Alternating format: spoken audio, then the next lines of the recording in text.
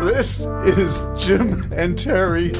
We think maybe possibly 2.0 revisited. Have you heard anything? Do you know anything? No. The reason Terry's laughing is we just did the best show we've ever done in our life. It was unbelievable. What did we have? That Rogan guy was here. Everything was happening, and you know, I think even Gabriel the angel came. Wow. It was a blast, but we weren't recording it. Oh, I did press record, but it disabled the tracks that I wanted to enable. It did the opposite.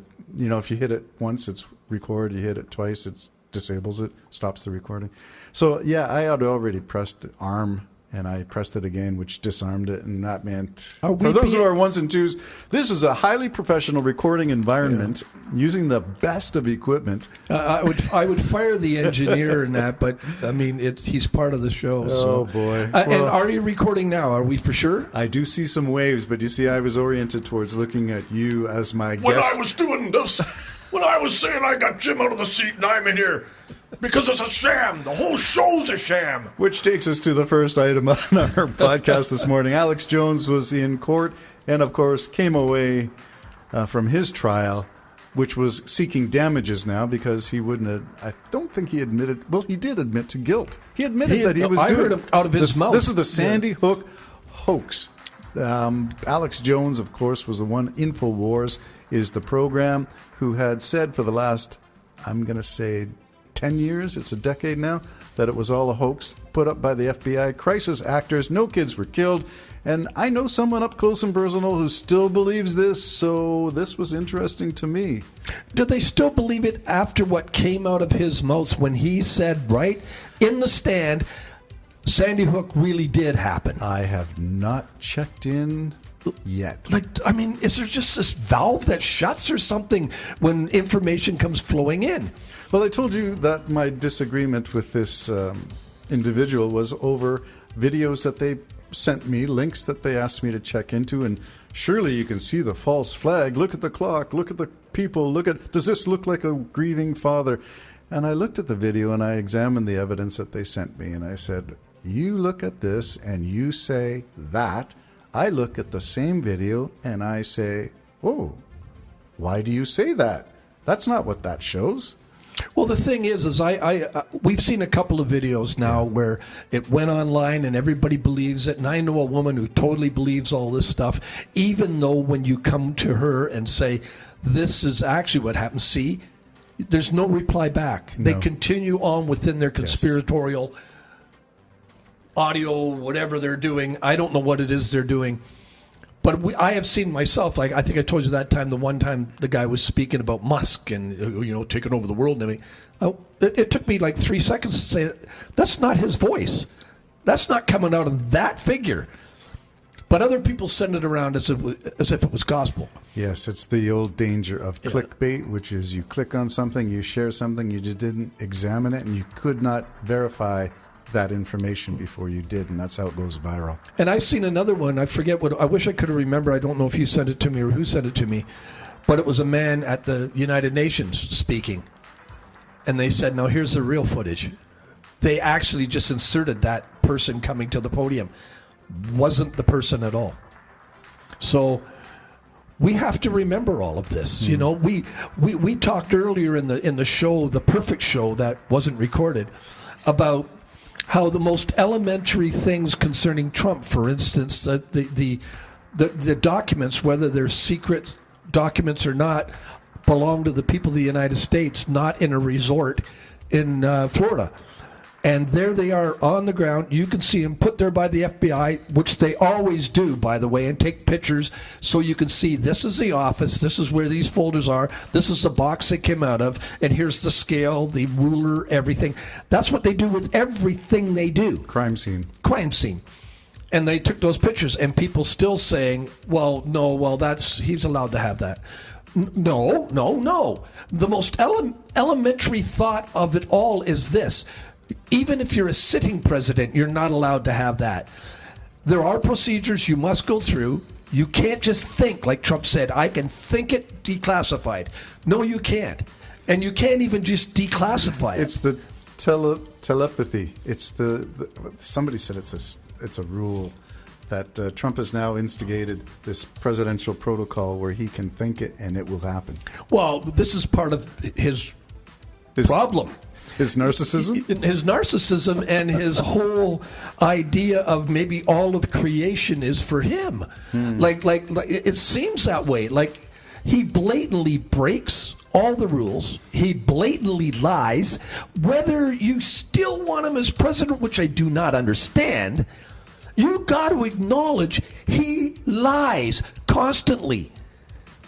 Constantly. But he's Orange Jesus. Have you heard that phrase? No, we'll get that. Forget that. He's the Orange Jesus, so you got to go with it because he's the given leader of, leader from the Simpsons episode.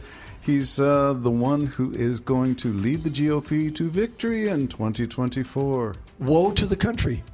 I mean, if you use Jesus was truth. Not a lie in his mouth. Matter of fact, in many places, he can't stand a lie. Even at the end in Revelation. Those who love a lie. So what do you say about all the Republicans who voted not once, but twice for Trump, 2016 and 2017?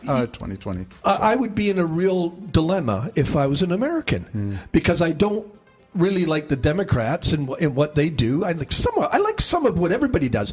Right now, I like nothing of what the Republican Party has become. I would be totally ashamed as a Republican. I highly praise people like Cheney and the others who broke away from the Trump. They're the brave. They're truly brave Republicans. They need another party, They are Jerry. the patriots. Yeah, they are the patriots. We got to say goodbye to the GOP. Yes. Yeah, the GOP needs to go, and maybe Cheney will start another one. Maybe Adam Kinzinger will run for that new one. I don't think we need another Freedom Caucus or a Tea Party. Those are the people of the Jim Jordans and the Louis Gohmert and Marjorie Taylor Greene's, Lauren Boebert. They're all the wacko QAnon. What are you thinking? They're crazy themselves, but what bothers me is that they were elected. In the case of Marjorie Taylor Greene, she was just re-elected. Do you not notice that all of these guys, like that Marjorie and then that guy you said that used to be a coach, whatever. Oh, Jim Jordan. They're either female Ohio or male, State. but they're chest puffers. They're in your face. They're strong. They're relating to a certain group of people that I'm leery of. This bold, brassive rebellion against norm, to me, is repulsive. It really is. They have nothing to really deliver other than hating everything that is already established. So that's why we talked about the talk show host denying Alex Jones. What's that? InfoWars. He's still on air, by the way. I know, but he admitted right on the stand that yes, Sandy Hook did happen. He caused grief and sorrow and made tens of millions of dollars knowing he was lying. And yet there's still people listening to our voice right now that like that guy and will follow that guy. And I'm sorry, the truth is just blatantly right there. He's a liar, a money-stealing human being. And I'm sorry, I'd rather be poor than do what that guy does. So stealing from the grief of, or making money off the grief of others and the struggles of others. And I don't care if you're selling special drops that get you through a nuclear holocaust or if you're just denying this and writing books and having guests on that are all going to go with you. Sorry to interrupt. We're running a little short of time, and there's a third strand that I wanted to cover. So far we got Alex Jones, InfoWars, Sandy Hook, and complaining about the trial and complaining about the judge. Meanwhile, he's already admitted to guilt, and this trial is now just to set how much money do you owe these families for their grief over the past 10 years that you personally caused and you knew what you were doing. Well, that's one thing. Okay, the second one's Trump. The Mar-a-Lago Department of Justice gets their way and gets to go back and investigate using those documents.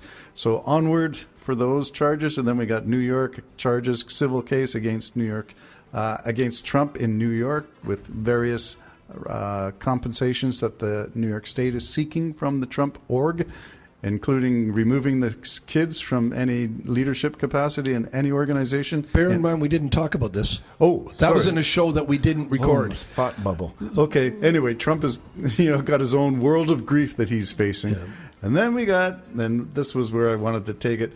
One of my guys from Fox. I try to find the good in everybody, even Fox. So I talked about Chris Wallace, and then he left. And I talked about Shep Smith, and he left. So, well, my one left was Brett Baier, but I'm reading an article here that says a new book indicates that Brett Baier, the face of Fox News straight news division, not the opinion pieces, wanted the network executives to rescind the call. Remember, Fox was the first one to call 2020 Arizona for Biden. And here's my guy, my straight news guy, saying, we need to walk that back. What? Yeah. I have no hope for Fox. None at all. On that note, we leave you. The Jim and Terry Show. I'm Terry. I'm Jim. Bye-bye.